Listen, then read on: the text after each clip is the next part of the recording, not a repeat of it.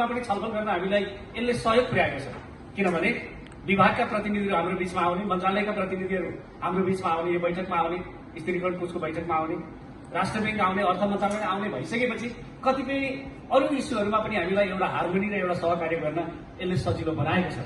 अहिले पछिल्लो समयमा सहकारी ऐनमा परेको प्रभावपछि भर्खरै अध्यादेश र त्यसको प्रतिस्थापनपछि बलियो बनेको सहकारी ऐन 2081 जुन 74 मा आवश्यक संशोधन भएर हाम्रो बीचमा आयो, त्यसले अझै धेरै केही कन्फ्युजनहरू हाम्रो बीचमा छ। कतै संस्थाहरूको दिगो विकासको निम्ति अरू धेरै असरहरू पर्ने हो कि भन्ने खालको पनि साथीहरूको बीचमा कुरा उठेकै छ। हामीले केन्द्रीय सङ्घको तर्फबाट जति बेला अध्यादेश आयो र त्यो प्रतिस्थापन भन्दा अघिको सन्दर्भमा अझ धेरै विषयहरू हाम्रो बीचमा थिए। बचतको सीमा निर्धारणदेखि कर्जा लगानीको सीमा निर्धारणदेखि यी यावत विषयहरू त्यति बेला अझै धेरै कन्फ्युजनका विषयहरू थिए।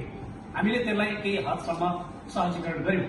अब यसमा हामीले अल्मलिनु हुँदैन। अहिले राष्ट्रिय सहकारी नियमन प्राधिकरण हाम्रो बीचमा यस ऐनले जन्म भएर आएको छ। त्यसमा हामीले देखेका छौं बचत तथा ऋणको कारोबार गर्ने संस्थाहरूको व्यवस्थापनको निम्ति भनेर आएको छ। त्यसको आवश्यक नियमन निरीक्षण र सुपरिवेक्षणका लागि भन्ने छ।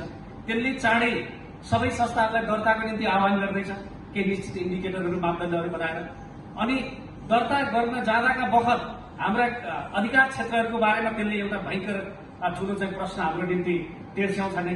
त्यो भनेको के हो त भन्दा आज नेपालको सन्दर्भमा सहकारी ऐनले 5 वटा विषयका सहकारी संस्था भनिए पनि कतै कतै विषयबाट डिबेट भएर त्यसबाट अलिअलि तलवितल भएर कहिलेकाहीँ बहुद्देश्य कहिलेकाहीँ अरू उद्देश्यका संस्थाहरूले पनि गर्दै गरेका वित्तीय कारोबारको सन्दर्भमा पनि त्यसले एउटा गाइडलाइन र एउटा बाटो पत्ता लगाउने अवस्थामा बल्ल पुग्दै आएको अवस्था छ। यसरी हेर्दा अहिले हामीले जुन तहमा राज्यसँग लबिङ गरेर एउटा महत्वपूर्ण निकाय स्थापना गरियो, यो एउटा गर्वको विषय हो। यसमा अहिले साथीहरूले जति सहभागी भन्नुभएको छ, विगतमा एउटा प्रश्न थियो हाम्रो साधारण सभामा पनि उठेको थियो, योगदान गर्ने संस्थाहरूले के पाए त भन्ने थियो। म यहाँलाई बताउँ, भर्खरै मात्रै यसका कार्यविधिहरू सरकारसँग हामीले आवश्यक एमओयू गरेर कार्यविधिहरू संशोधन गरेर स्थिरीकरणको आफ्नो फङ्सनमा बल्ल एक्टिभ भएको छ। अब यसका दुईवटा पाटो छ। एउटा संस्थाको आवश्यक चाहिँ अब के भन्छ यो स्तरीकृत कार्यक्रम मार्फत उनीहरूलाई दिगो बनाउने, एउटा उनीहरूलाई वित्तीय रूपमा सक्षम र सुरक्षित बनाउने, एउटा सुरक्षा कवच, अर्को गुणस्तरीय सुनिश्चितताको माध्यमबाट दिगो बनाउने। यी दुईवटा महत्वपूर्ण पाटाहरू स्थिरीकरण कोषसँग छ। र अहिले हामी एउटा सन्दर्भबाट अलिकति डराएको पनि अवस्था छ। कहिलेकाहीँ राज्य अहिले ग्रे लिस्टमा छ, यहाँले जानकार हुनुहुन्छ।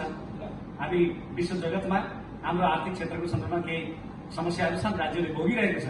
त यस्तो बेलामा कहिलेकाहीँ राज्य निर्ममतापूर्वक यहाँ धेरै पैसा जम्मा भयो भने आँखा लाग्छ कि भन्ने पनि कतिपय हाम्रो काठमाडौँमा अलिक ठुलो ब्यानरहरूमा ठुलो ठाउँहरूमा छलफलहरू हुने गरेको मैले सुन्छु।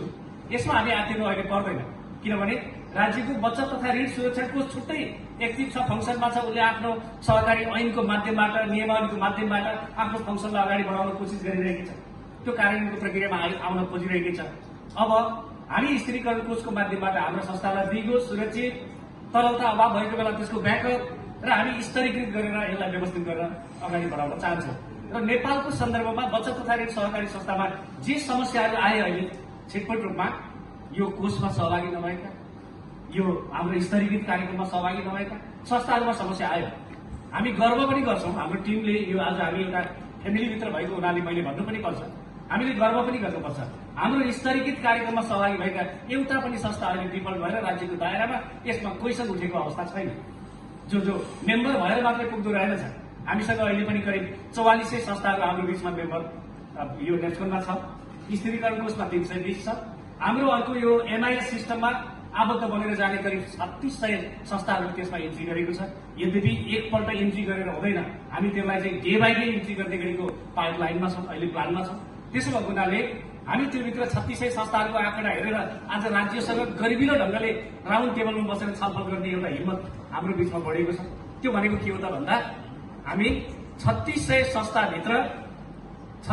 संस्थाभित्र रिन्यू गर्ने, टाउको गनेर हाम्रो 1 रुपियाँको दरले यहाँले रिन्यू गर्नुहुन्छ नि, रिन्यू गरेर पैसा बुझाउने करिब 53 लाख जति हामीसँग अहिले त्यो एमआई सिस्टमबाट यो रेकर्ड अध्यावधि भएको छ भर्खरै। र राज्यलाई कति यसले योगदान पुर्याएको रहेछ भन्ने बारेमा पनि हामीले हेर्यौं। करिब 1 अर्ब 54 करोड जति पैसा चाहिँ आयकर मात्रै, अरू विभिन्न खालको करहरू होइन कि मात्रै आयकर नाकामा लाग्ने कर चाहिँ नेपाल सरकारलाई त्यति बुझाएको छ अघिल्लो वर्षमा। त्यो चिज हाम्रो रिपोर्टबाट हामीले हेर्यौँ। यसरी अहिले राज्यसँग हामी अनेकौं टेबलहरूमा बसेर छलफल गर्ने एउटा बलियो आधार बनेको छ। त्यो मात्रै नभएर कहिलेकाहीँ कति खरब हो त सहकारी क्षेत्रमा परिचालित भएको भनेर मन्त्रीज्यूहरूले अथवा विभिन्न पोलिसी मेकरहरूले छलफल गर्दै गर्दा 72-73 लाख मान्छेहरू छन्, मोटामोटी 5-6 खरबको चाहिँ पुँजी परिचालन छ भनेर एउटा हाइपोथेटिकल कुरा गरेको सन्दर्भलाई हामीले एउटा यथार्थमा लैजाने कोसिस पनि गरेका छौँ। अहिले हामीसँग यही जोडिएका 3600 भित्र अघि मैले भनिहालेँ 53 लाखको इन्ट्री यो नवीकरण नै भइसकेको छ, केही हुन अझै बाँकी छ। यसरी हेर्दा राज्यको 72-73 लाख होइन, यो जोड्ने भने 92-93 लाखको पेरिफेरीमा पुग्ने स्थिति छ। हाम्रो भित्रै करिब 5 खर्ब ऋण परिचालित भएको छ। यो 3600 संस्थाहरूले आफ्नो परिवारको बीचमा गरेको कारोबारको एकुमुलेट हिसाब हेर्दाखेरि अनि पुँजी परिचालनको अवस्था हेर्दाखेरि करिब 7 खर्ब जति पुँजी हाम्रो विरुद्धमा मात्रै परिचालित भएको छ। यी चिजहरू सिस्टमले, यी चिजहरू एमआइएसले, यी चिजहरू स्तरीकृत हाम्रा विभिन्न खालका फङ्सनल कार्यक्रमहरूले हामीलाई एउटा बलियो शक्ति र सामर्थ्य प्रदान गर्दै आएको छ। त्यसो भएको हुनाले अहिलेको सन्दर्भमा हामी त प्र्याक्टिसमा छौँ। त्यहाँले हेर्नुभएको होला क्यानाडामा, कोरियामा, नर्वेमा, विभिन्न ठाउँहरूमा त्यहाँको वित्तीय इन्स्टिच्युटहरूलाई बलियो बनाउनका निम्ति चाहे त्यहाँ सहकारी ब्याङ्क भनौँ चाहे क्रेडिट युनियन भनौँ, तिनीहरू आखिरमा साकोसहरू हुन्, बचत तथा ऋणका संस्थाहरू हुन् र तिनको निम्ति एउटा महत्त्वपूर्ण ब्याकअपको रूपमा यो सेन्ट्रल फन्डिङ सिस्टम डेभलप भएर अगाडि बढेको प्र्याक्टिसमा आएको धेरै लामो इतिहास भएको छ। हामी त्यही कल्चरमा छौँ। हामी अहिले पनि वकु र एकुबाट गाइडेड भएरै अगाडि बढेका छौँ। यसमा कोही पनि साथीहरू हात दिनु पर्दैन र खास गरिकन योगदानमा कम्प्रोमाइज र कन्जुसाइ गर्नु पर्दैन। यसको प्रतिफल ढिलो चाँडो हामीले प्राप्त गरिरहेकै छौँ।